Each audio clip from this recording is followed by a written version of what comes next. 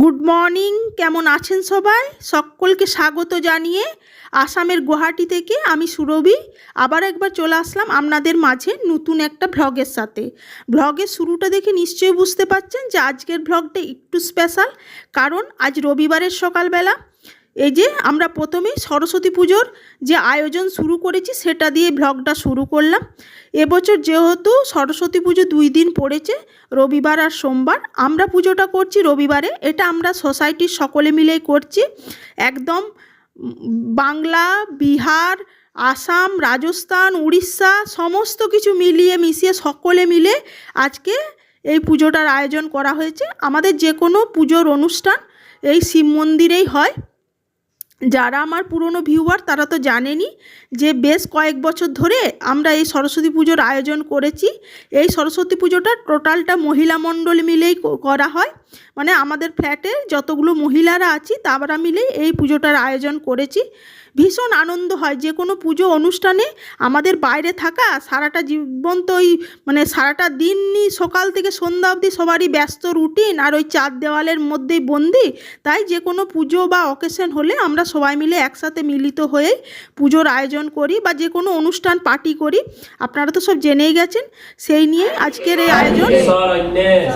ত্রয়ম্বকে গৌরী নারায়ণী নমস্তুতে নিত্যং নিত্যং শ্রী বিজয়াতু নিত্যং নিত্যং কল্যাণ মঙ্গলম জেসাং হৃদিষ্ট মঙ্গলায় তনং হরি মাধব মাধব বাসী মাধব মাধব হৃদি স্মরন্তি সাধবে সর্বে সর্ব কার্যেষু মাধবায় নমঃ। সূর্য সম যম কালো মহাভূতানি পঞ্চশ এতে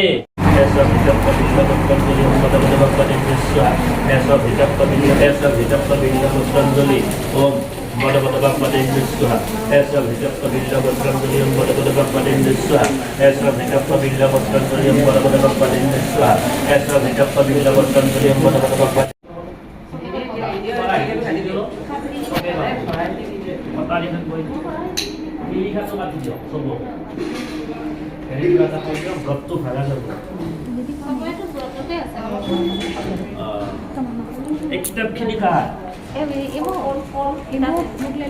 মাঝখানে বেশ কিছুটা আপনাদের সাথে শেয়ার করলাম ভিডিওটা, সেই কারণে আশা করলাম আপনাদের ভালোই লাগবে। প্রথমেই তো দেখলেন মা সরস্বতীকে আমরা সকলে মহিলা মিলে আমন্ত্রণ করলাম। ওটা পুরোহিত মশাই বললেন যে এইভাবে নাকি মা সরস্বতী দেবীর আমন্ত্রণ করতে হয়, এখানে নাকি পুরোহিতের ওটাই নিয়ম। সে কারণে পুজো হলো, যজ্ঞ হলো, পুষ্পাঞ্জলি হলো। এখন ঘড়ির কাঁটা অলরেডি 4টে বেজে গেছে। চলুন আমরা দুপুরে পুজোর পর যে খাবারের আয়োজন করেছি প্রসাদের, ভোগ প্রসাদের, সেটাই আপনাদের সাথে শেয়ার করে দিই কী কী আমাদের রান্না হয়েছে।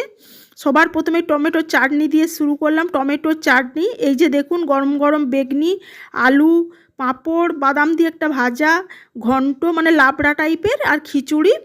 আর পায়েসের আয়োজনটা করা হয়েছে এক দিদিভাইয়ের বাড়িতে, সেখানে পায়েসটা ওইখানে ভোগ দেওয়া হয়েছিল। ওই কারণে এই যে ওই তো দেখলেন আমাদের মানে নিচেই খাওয়া দাওয়ার ব্যবস্থা।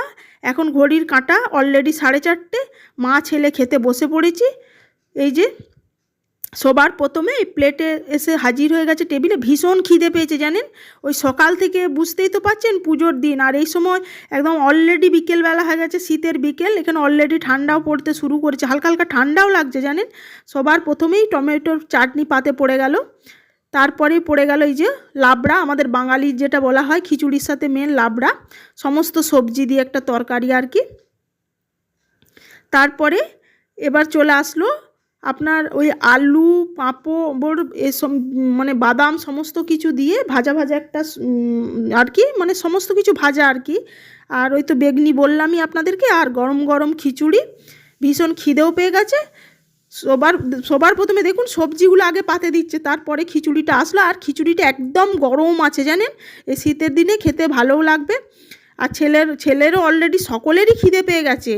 আমি বললাম যে আমি আমার ওই কারণে চলে আসলাম খাওয়া দাওয়া করতে। এখন প্রসাদের ডিপার্টমেন্টে আমি আর গেলাম না, কারণ আমার বাড়িতে কিছু কাজ আছে, সে কারণে কাল শীতলা ষষ্ঠী, আমাদের পুজোর বাজার করতে হবে। সে কারণে আমি সকলকে বললাম যে প্রসাদের ডিপার্টমেন্টটা তোমরা দেখে নাও, আমি খাবারটা খেয়ে নিয়ে একটু বাজারের দিকে যাব, আমারও কিছু নিজস্ব কাজ আছে, সেসব সামলে আসি। সকাল থেকে তাই সারাটা দিন এখানেই পেরিয়ে গেল, সেই কারণে ভাবছি খাওয়া দাওয়া করি একবার এখান থেকেই বেরিয়ে যাব। চলুন, শীতের সকালে থেকে শুরু করেছি, এই যে এতক্ষণে সন্ধ্যাবেলায় মোটামুটি পুজো শেষ করে খাওয়া দাওয়া শেষ মানে বসে পড়েছি। এখনও সকলেই খাওয়া দাওয়া বাকি। আজকের ব্লগটা এখানেই শেষ করছি। কেমন লাগলো অবশ্যই জানাবেন। আজ তাহলে এটুকুই, ধন্যবাদ।